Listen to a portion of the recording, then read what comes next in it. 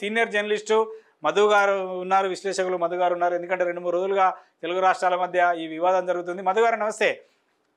నమస్తే అండి. నమస్తే మధు గారు, ఈ బనకచెర్ల వివాదాన్ని మనం ఎట్లా చూడవచ్చు? చూస్తున్నాం మనం ఇవాళ. అంటే నిన్న ఢిల్లీకి ముఖ్యమంత్రి రేవంత్ రెడ్డి, తెలంగాణ రాష్ట్ర నీటిపారుదల శాఖ మంత్రి ఉత్తమ్ కుమార్ రెడ్డి వెళ్ళారు. కేంద్ర ప్రభుత్వాన్ని కలిశారు, కేంద్ర ప్రభుత్వంలో ఉన్న పెద్దలను కలిశారు. కేంద్ర జలవనరుల శాఖ మంత్రి మరి సిఆర్ పాటిల్ని కూడా కలిసి ఆంధ్రప్రదేశ్ ప్రభుత్వం నిర్మిస్తున్నటువంటి బనకచెర్లను ఆపండి, ఆ నిర్మాణాన్ని, దానికి ఎలాంటి అనుమతులు లేవు, అపెక్స్ కౌన్సిల్ అనుమతి లేదు, సిడబ్ల్యూసీ అనుమతి లేదు, Godavari water tribunal Godavari water disputes tribunal అనుమతి కూడా లేదు, అంటే GWDT అనుమతి కూడా లేదు. కాబట్టి ఇది మా తెలంగాణ ప్రాంతానికి నష్టం జరగబోతుంది, మీరు వెంటనే ఆపండి అంటూ కూడా వారు కేంద్ర ప్రభుత్వానికి, కేంద్రంలో ఉన్నటువంటి మంత్రులకు వినతి పత్రాన్ని ఇవ్వడం జరిగింది. సో వాళ్ళు వెంటనే స్పందించారు. సరే, మేము దీన్ని సీరియస్గా తీసుకుంటున్నాం, దీనిపైన సీరియస్గా పరిశీలన చేస్తాం, ఆంధ్రప్రదేశ్ని కూడా ఏపీ ముఖ్యమంత్రిని వాళ్ళని కూడా పిలిచి మాట్లాడతామని చెప్పడం జరిగింది. మధు గారు, అంటే ఇప్పుడు ఈ 2 రాష్ట్రాల మధ్య తలెత్తినటువంటి వివాదం అసలు ఎప్పుడైనా సరే, ఇప్పుడే కాదు, గతంలో కానీ అంతకుముందు కానీ, ప్రధానంగా దేశంలో రాష్ట్రాల మధ్య తలెత్తేటి నీటి వనరులకు సంబంధించిన అంశాలే ఉంటాయి. సో దీన్ని మనం ఎట్లా చూడవచ్చు?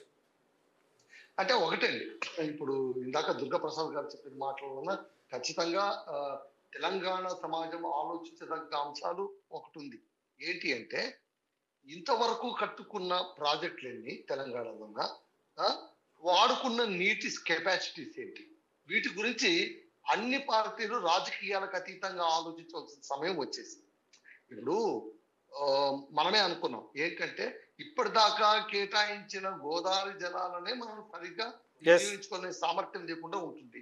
అలాంటప్పుడు ఇప్పుడు మళ్ళీ మన నీళ్లు ఎత్తుకుపోతున్నారు అని వాదించడం వల్ల ఎలాంటి ప్రయోజనం ఉండదు.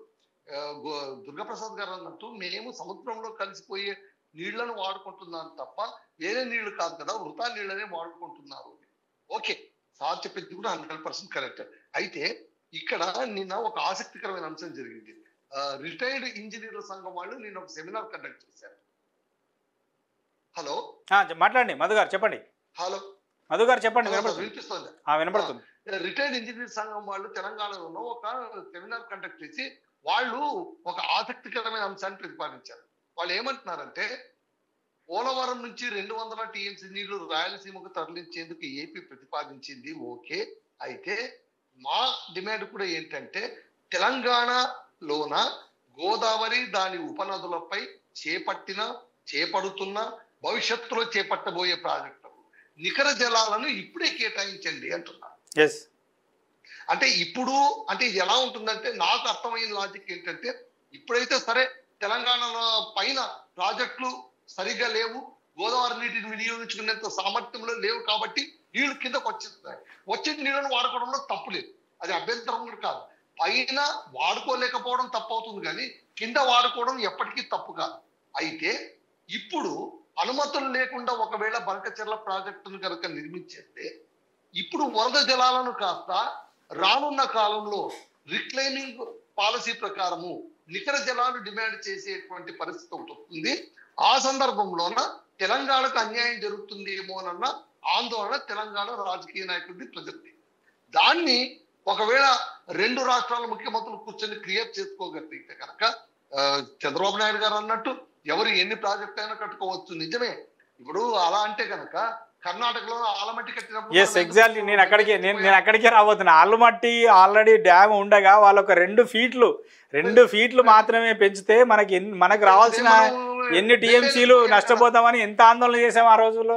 అది ఓకే, మనం కింద ఉన్నాము, వాళ్ళు పైన ఉన్నారు కాబట్టి ఆ మాట అన్నారని మనం అనుకోవచ్చు సహజంగా. ఎందుకంటే ఆ హైట్ పెంచడం వల్ల 2 ఫీట్ల హైట్ పెంచితే దాదాపు వాళ్ళు 100-120 టీఎంసీలు నిల్వ చేసుకునే కెపాసిటీ పెరుగుతుంది. మనం చూడడానికి 2 ఫీట్లే ఉంటుంది, కానీ ఆ మొత్తం నిల్వ లెవెల్ చూస్తే ఇప్పుడు ఏమైపోతుందంటే, ఏ రాష్ట్రానికి ఆ రాష్ట్రం ఎత్తులు పెంచుకుంటూ వెళ్ళిపోయింది అనుకోండి, కొత్త ప్రాజెక్టులు ఎడపెడ కట్టేయడం మొదలు పెట్టారనుకోండి, నష్టం ఎవరికి జరుగుతుంది? దిగువ ఉన్న వాళ్ళకి జరుగుతుంది. అంటే దిగువ ఉన్న వాళ్ళంటే కర్ణాటక నుంచి మొదలు పెట్టుకున్నా కూడా దిగువ ఎవరు మహారాష్ట్ర నుంచి మొదలు పెట్టుకొని కర్ణాటక, తెలంగాణ, ఆంధ్రప్రదేశ్. సో లబ్ధి పొందేది ఒకటైతే మిగిలినవన్నీ కూడా నష్టపోయే ప్రమాదం ఉంది. కాబట్టి నేనది ఏంటంటే, ఇరు రాష్ట్రాల ముఖ్యమంత్రి దీన్ని రాజకీయం చేయడం అనేటువంటిది ఓకే, తెలంగాణలోనే ఇప్పుడు బీఆర్ఎస్ ప్రభుత్వ పార్టీ ప్రతిపక్షంగా ఉంది కాబట్టి అది అన్ని తవ్వి తీస్తుంది, ఇట్లా చేస్తారు అట్లా చేస్తారు. అసలు నిజం చెప్పాలంటే కనుక కాంగ్రెస్ ప్రభుత్వం ఇవాళ ఇంత హడావుడి చేయడానికి కారణం కూడా బీఆర్ఎస్ వాళ్ళు పిన్ను గుచ్చడమే. వాళ్ళు ఏమన్నారు, చంద్రబాబు నాయుడు మీకు గురువు కాబట్టి మీరు గురుదక్షిణ చెల్లించుకుంటున్నారు అన్నారు. ఈ రాజకీయ వ్యాఖ్య ఎక్కడి దాకా వెళ్ళిపోయింది? 2016 మీటింగ్ లో మీరే మూడబడిచారని వీళ్ళు అంటున్నారు. అంటే ఒకరికొకరు తిట్టుకోవడం వరకే పరిమితం అవుతారా వీళ్ళు? లేదా ఇప్పుడేదో ఇచ్చంపల్లి ప్రాజెక్టు అన్నారు. సరే, నువ్వు ఇచ్చంపల్లి ప్రాజెక్టు నువ్వు కడతావా, ఏం చేస్తావు దాన్ని పక్కన పెట్టి, కాళేశ్వరం ప్రాజెక్టు ఏం చేస్తావు? దాన్ని ఏమైనా వినియోగంలోకి చేస్తావా? దాని మరమ్మత్తు చేస్తావా? దాంట్లో నీటి వినియోగం సామర్థ్యం సక్రమంగా ఉండేలా చూస్తారా? దాని గురించి ఆలోచించట్లేదే. అందుకే ఇప్పుడు ఇంజనీర్లు ఏమన్నారంటే, నికర జలాలు గనక మీరు మాకు ఇవ్వగలిగితే ఏమవుతుంది అంటే గనక, అలాగే పెన్నా బేసిన్ కు గోదావరి తరలిస్తున్న గోదావరికి నీళ్లు పెన్నా బేసిన్ తరలిస్తున్నారు కాబట్టి దీనికి కృష్ణా నదిలో అదనంగా 200 TMC నీళ్లు ఇవ్వాలి అని వాళ్ళు అడుగుతున్నారు. బనకచెర్ల ప్రాజెక్టుతో సహా ఈ ప్రక్రియను కేంద్రమే చేపట్టాలి. అలాగే కృష్ణా జలాల వల్ల, అంటే ఇలా అదనంగా వచ్చే కృష్ణా జలాల వల్ల పాలమూరు రంగారెడ్డి, డిండి, కల్వకుర్తి, నెట్టంపాడు, SLBC, ఉదయ సముద్రం లాంటి ప్రాజెక్టులకు నికర జలాలు దక్కే అవకాశం ఉందని ఇంజనీర్లు, రిటైర్డ్ ఇంజనీర్లు వాళ్ళు ఏదో అంటే ఈ వేడిలోనూ వాళ్ళు కూడా ఒక సెమినార్ కండక్ట్ చేసి ఈ జిస్ట్, ఈ ఇన్ఫరెన్స్ ఇవాళ పేపర్లో, ఈనాడు పేపర్లోనే వచ్చింది ఇవాళ. సో అంటే ఇక్కడ అందరూ ఆలోచించాలి. ఓకే, ఇవాళ అంటే ఇంకొక మాట, బీఆర్ఎస్ వాళ్ళు ఏమంటున్నారు, చంద్రబాబు నాయుడు గారు తెలంగాణలో కట్టే ప్రతి ప్రాజెక్టుకు అభ్యంతరం వ్యక్తం చేశారు. ఇది నిజమేనా? చంద్రబాబు నాయుడు గారు దీన్ని వివరించాలి. వాళ్ళు చెప్తున్నది అబద్ధమా, వాళ్ళు చెప్తున్నది నిజమా, మేము ఎలాంటి అభ్యంతరం వ్యక్తం చేయలేదు అని డాక్యుమెంట్ రూపంగా, ఎందుకంటే వాళ్ళు ఏదో డాక్యుమెంట్ చూపిస్తారు, పలానా టైంలో లెటర్ రాశారు, పలానా టైంలో లెటర్ రాశారు. హలో, మాట్లాడండి మధు గారు, చెప్పండి. హలో మధు గారు చెప్పండి. అదే ఇప్పుడు చంద్రబాబు నాయుడు గారు అభ్యంతరం వ్యక్తం చేశారని బీఆర్ఎస్ ఇవాళ వాదిస్తున్న నేపథ్యంలో చంద్రబాబు నాయుడు గారు అంటే ఏంటి, అది ఆయన బాధ్యత కాదు, కానీ ఒక హితైక దృష్టితోన ఒక సీనియర్ ముఖ్యమంత్రిగా ఆయన అవే ఈ డాక్యుమెంట్ వీళ్ళు చెప్తున్నారు. నిన్న ప్రకటించారు చంద్రబాబు నాయుడు గారు, ఎలాంటి అభ్యంతరం చెప్పలేదు, నేను అభ్యంతరం లేదని చెప్పడం వేరు. దుర్గా గారు, అభ్యంతరం లేదని చెప్పడం సంతోషించదగ్గ విషయమే, ఆహ్వానించదగ్గ విషయం. అయితే వీళ్ళు లెటర్లు, నంబర్లు, జీవోలు అవి ప్రభుత్వంలో ఉన్నప్పుడు మాకు డిపిఆర్లు కావాలా, మీరు ఇట్లా వాడుతున్నారని చెప్పి కాళేశ్వరం మీద కానీ లేకపోతే ఇంకా వేరే మనం శ్రీరామ పెద్ద మీద కానీ కూడా డిపిఆర్ అడిగారు ప్రభుత్వ పరంగా. ఆంధ్రప్రదేశ్ అదే ఇప్పుడు వీళ్ళు కూడా అంటున్నది ఏంటంటే, డిపిఆర్ వీళ్ళు ఇచ్చారా, ఒకవేళ ఇచ్చే ముందు కేంద్రం రిక్వెస్ట్ చేసుకుంటున్నారు. ఏంటి, వాళ్ళు డిపిఆర్ ఇచ్చినప్పుడు ప్రీ ఫీజిబిలిటీ గురించి మీరు ఆలోచించండి, 2 రాష్ట్రాల గురించి మీరు ఆలోచించి నిర్ణయం తీసుకోండి అని కేంద్రం రిక్వెస్ట్ తీసుకుంటున్నారు. అంతే. వాళ్ళే ఆంధ్రప్రదేశ్ కైనా ఇప్పుడు ఒకటైతే మీరు చెప్పింది 100% ఒకటైతే నిజమండి. ఇక్కడ నీళ్లు వాడుకోలేక వెళ్ళిపోతున్న నీళ్లు మనకు కావాలి అనడం అది ఆశ దురాశ అవుతుంది. అయితే అది కింద ఉంటుంది కదండి. రైతులు అడిగినా చెప్తుండే అలా. నేను కొంతమంది రైతులను అడిగిన, ఇప్పుడు మన డిబేట్ అయినాక నేను రైతుల్లో ఒక 10 మందిని కలిసిన, బాగా వ్యవసాయం చేసుకునే వాళ్ళని, గట్టు మీద ఉండేవాడిని కదండి నిజంగా వ్యవసాయం. అయ్యా ఇట్లా ఆంధ్రప్రదేశ్ కింద నీళ్లు పోతుంటే ఇట్లా కట్టుకుంటాడు, మనకు ఏం మనం వదిలిపెడితేనే ఆయన కట్టుకునేది, లేకపోతే యాడ్ నుంచి వస్తాయి ఆయన. కానీ అంటే దుర్గా గారు ఇంత ఈజీగా ఒకటి దుర్గాప్రసాద్ గారు ఒకటి, సరే ఇప్పుడు ఏపీ వాదన మాట ఉంది చూడండి, వదిలిపెడితే దగ్గర ఇబ్బంది ఎదురవుతుంది ఇక్కడ తెలంగాణకి. మధు గారు, దుర్గాప్రసాద్ గారు, అంటే ఒకటి ఇక్కడ వాదన ఏంటంటే, సరే వృధాగా పోతున్న నీళ్ళనే మేము వాడుకుంటున్నామని చంద్రబాబు అంటున్నప్పుడు కూడా అలా కాదు. రమణ గారు ఇప్పుడు తెలంగాణ బలంగా చేస్తున్న వాదన ఏంటంటే, గోదావరిలోన నికర జలాలు ఊసేలేదు, అన్ని వరద జలాలే. ఓకేనా? రెండోది ఏంటంటే, ఇవాళ అదనమైనటువంటి నీళ్లు అని కేటాయించుకున్న తర్వాత, ఆ నీళ్లను వాడుతున్న తర్వాత ఈ ప్రాజెక్ట్ కట్టేసిన తర్వాత ప్రతి ప్రాజెక్టు కూడా, ఇప్పుడు ఇందాక దుర్గా గారు అన్నట్టు పాలమూరు రంగారెడ్డికి కూడా నికర జలాలు కావాలని మనం ఎట్లాగైతే అడుగుతున్నామో, రేపొద్దున ఏపీ వాళ్ళు కూడా బనకచెర్లకు కూడా మనకి ఇంత నికర జలాలు ఖచ్చితంగా కేటాయించి తీరాల్సిందే అని పట్టుపట్టినప్పుడు అప్పుడు ప్రాబ్లం వస్తుంది. ఏమైనా తెలంగాణకు నష్టం వస్తుందా? ఎగ్జాక్ట్లీ. ఒకసారి ప్రాజెక్ట్ కట్టిన తర్వాత మేము ప్రాజెక్ట్ కట్టాం కాబట్టి మాకు నికర జలాలు కేటాయించండి అన్నప్పుడు అది ఎక్కడి నుంచి కేటాయిస్తారు? అప్పుడు అంటే పైనుంచి తెలంగాణ నుంచి పైనుంచి కిందికి వచ్చే జలాలను ఇవ్వాలి కదా. అదే అంటే ఇప్పుడు ప్రమాదం అనేది ఇప్పుడు వస్తుందని కాదు, ఇప్పుడు వీళ్ళంతా అంటే వీళ్ళు ఇంత మళ్ళీ ఇంకొక ఆరోపణ కూడా ఏం చేస్తున్నారు, మన డిబేట్ లో కూడా చర్చించుకున్నాం. ఏంటంటే ఉమ్మడి ఆంధ్రప్రదేశ్ ఉన్నప్పుడు దిగువన కట్టిన ప్రాజెక్టు పైన లేవు. అది కూడా మనం ఆలోచించాలి. కరెక్టే. ఇప్పుడు పైన ప్రాజెక్టులు కడితేనే ప్రాబ్లం వస్తుంది. కానీ ఇప్పుడు బాబ్లీని మనం అపోజ్ చేసింది ఎందుకు? అప్పుడు బాబ్లీ కడితే మనకు రావాల్సిన నీళ్ళు రావు. అంటే మహారాష్ట్ర నుంచి తెలంగాణకు, తెలంగాణ నుంచి ఆంధ్రప్రదేశ్, గోదావరి, అప్పుడు రెండు ఉమ్మడి ఆంధ్రప్రదేశ్ కాబట్టి. సో పైననే ఆపేస్తే కిందికి వాటర్ రావనేది. ఇప్పుడు సేమ్ మనం ఇప్పుడు కర్ణాటకలో ఇప్పటిదాకా మధు గారు మీరు చెప్పినట్టు చెప్పండి. నేను చెప్పేది ఏంటంటే ఇప్పుడు ఉమ్మడి ఆంధ్రప్రదేశ్ ఉన్నప్పుడు అందరు ముఖ్యమంత్రులు కూడా ఆంధ్రప్రదేశ్ లో కట్టినన్ని ప్రాజెక్టులు తెలంగాణలో నిర్మించలేకపోయారు అంటే కదా. ఇప్పుడు అసలు ఉద్యమం వచ్చింది అక్కడి నుంచి కదా. అసలు మొత్తం ఈ తెలంగాణ రెండు రాష్ట్రాలుగా విడిపోవడానికి కారణమే అది ప్రధానమైంది కదా. సో అది కట్టి ఉంటే లేదా కట్టిన ప్రాజెక్టులను కూడా కరెక్ట్ గా ఎగ్జిక్యూట్ చేసి ఉంటే అసలు ఈ సమస్య వచ్చేది కాదు. రెండు రాష్ట్రాలు హాయిగా ఉండేది.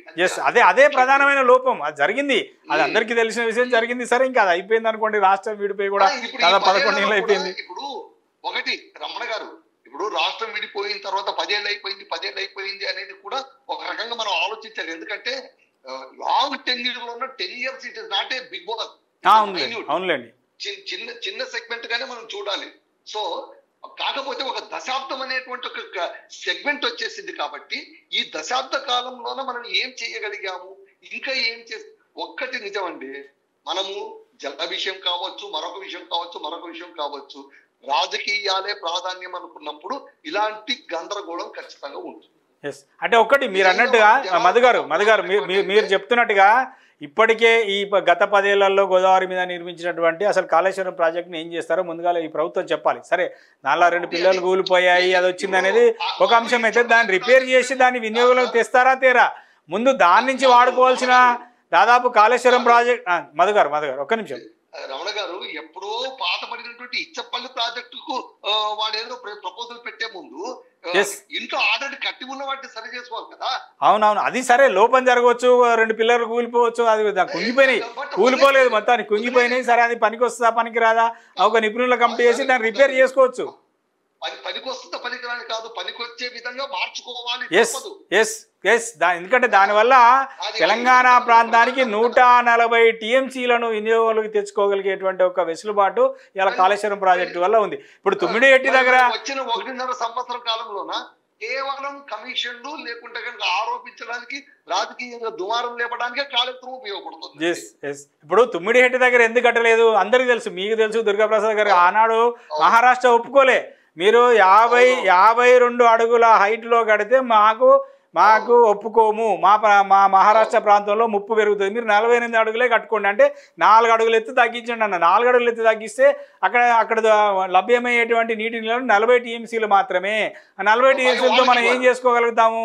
కాబట్టి అక్కడ ఫీజిబిలిటీ లేదు అని చెప్పేసి ఆ తుమ్మిడిహెట్టి నుంచి కిందికి వచ్చి ఇప్పుడు ఎక్కడైతే మేడిగడ్డ కట్టారో అక్కడ వాటర్ అవైలబిలిటీ పుష్కలంగా ఉంది, అక్కడి నుంచి అయితే మనం ఎక్కువ నీళ్ళు తీసుకోవచ్చు, దాన్ని ఇక్కడ డిజైన్ మార్చారు. అది అందరికీ తెలుసు.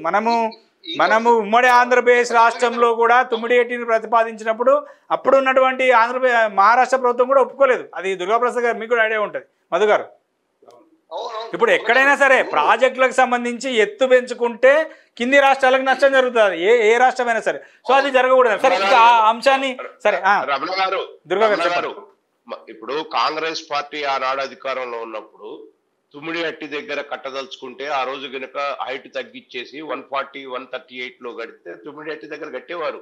కానీ దానివల్ల ప్రయోజనం లేదు, దానివల్ల వాటర్ లభ్యత లేదు అక్కడ, ఓన్లీ 35-40 TMCలే. అందుకనే డిస్ప్యూట్ ఎందుకని చెప్పి ఇక్కడ తీసుకొచ్చి మేడిగడ్డ దగ్గర ఏదో చేశాడు, ఒక 4-5 ఫీట్లు తగ్గించి 153 నుంచి 150 వరకు చేసి ఏదో చేశారు. నేను దానికి డిస్ప్యూట్ చేయట్లా. ఇప్పుడు సరే, ఆ ప్రాజెక్టు కట్టారు, దాంట్లో అవినీతి జరిగిందా, డబ్బులు జరిగిందా? ప్రభుత్వం కూడా సార్ కట్టిన ప్రాజెక్టు మీద యాగి చేయటం కాదు సార్. ఎట్లాగో 1,00,000 కోట్ల ప్రాజెక్ట్ ఉంది ఇవాళ, దాన్ని ఎట్లా వినియోగంలోకి తేవాలా, రైతాంగాన్ని కాపాడాలని చూడాలి, కానీ ఏదో కక్షపూరితంగా చేసి అది కాదు సార్. డబ్బులు తినేది ఎట్లా, అది కాదు తేల్చాల్సింది. డబ్బులు ఎట్లా తిన్నది అనేది తేల్చేది వేరే కథ ఉంటది. ఈ కమిషన్ ద్వారా పిల్లర్లు ఊడిపోతే ఇంజిన్ ఎట్లా కట్టిండు, సిమెంట్ కలిసిందా, కల్తీ కలిసిందా, ఇది కాదు. SCUలు పెట్టి 70,000 కోట్లు ఒక్కాడా, 30,000 కోట్లు ఒక్కాడా, 40,000 కోట్లు ఒక్కాడా తెచ్చారు. ఆ డబ్బులు ఏ అకౌంట్ లో పోయినా ఒకసారి చెక్ చేయండి ప్రభుత్వాన్ని. అసలు వదిలిపెట్టి ఏదో పట్టుకొని ఇవాళ రైతాంగాన్ని ఇబ్బంది పెడుతున్నారు. ఎగ్జాక్ట్లీ రెండు బరాజులు పోయినాయి. వాటిని ఇంకెంత నీట్ గా చేస్తే స్టాండర్డ్ గా ఇంకా కొన్ని సంవత్సరాలు ఉంటుందో, ఇంత సాంకేతిక పరిజ్ఞానం ఉన్న కాడ దాన్ని సరి చేసుకోవాలి. ఏమంటే కడియ ప్రాజెక్ట్ కొట్టకపోలేదా? నాగార్జున సాగర్ లో 1-2 స్లీవ్స్ కొట్టకపోతే మళ్ళీ సెటిల్ అయిందా? ఎందుకు మొన్నటికి మొన్న పులిచింతల దగ్గర కడుతున్నటువంటి దాని ఏమంటే సేఫ్టీ వాళ్ళు కూడా కూలిపోయింది కదా. దీని మీద యాగీ చేసి ప్రభుత్వం దీని మీద యాగీ చేసి ఏదో రాజకీయ లబ్ధి, ఇంకే రాజకీయ లబ్ధి ప్రజలకు అర్థమైపోతుంది. కానీ వాళ్ళ ఉత్తర తెలంగాణ మైనస్ అవుతుంది కాంగ్రెస్ పార్టీకి. వాళ్ళని ఎండబెట్టారండి ఇవాళ. అసలు లాస్ట్ ఇయర్ నుంచి కాళేశ్వరాన్ని వినియోగంలోకి తెచ్చుకోకపోవడం వల్ల, దాన్ని ఉపయోగించుకోకపోవడం వల్ల తెలంగాణ ప్రాంతానికి చాలా నష్టం జరిగింది, ముఖ్యంగా ఉత్తర తెలంగాణ జిల్లాలో. కాళేశ్వరంలో కమిషన్లు దండుకున్నారు అనేది పత్రికల్లో వచ్చినాయి, ప్రతిపక్షాలుగా మనం మాట్లాడినాం. దాని మీద తేల్చండి. కానీ వేరే కమిషన్ల కోసం ఏదో కట్టడం పోయింది, దాని డబ్బులు తీసుకోవడం కోసం ఇష్టానుసారం, అది వేరే విషయం అండి. అసలు అది టాపిక్ అంతా వేరే. అసలు ఆ డబ్బులు వ్యవహారం కమిషన్లు అంతా డిఫరెంట్. అది అసలు ప్రాజెక్ట్ ను మనం ఎట్లా వాడుకోవాలనేది ముఖ్యం. ప్రాజెక్టు ఎట్లా వాడుకోవాలి, దాన్ని 1,30,000 కోట్ల రూపాయల ప్రాజెక్ట్ ని ప్రజల డబ్బు అండి, అది ప్రజల రక్త మాంసం. అది దాన్ని